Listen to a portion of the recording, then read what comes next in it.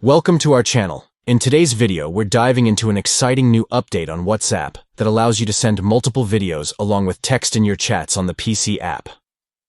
Let's get started. First, you'll want to open WhatsApp on your PC.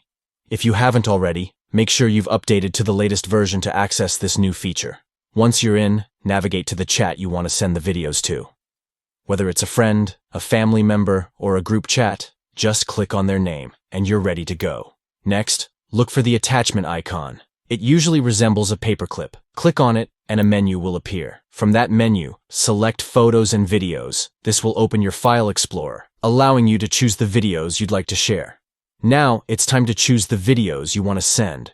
You can select multiple videos by holding down the Ctrl key while clicking on each video file. Once you've made your selections, click Open. After you've chosen your videos, you'll notice a caption bar at the bottom of the screen. Here, you can add any text you want to accompany your videos.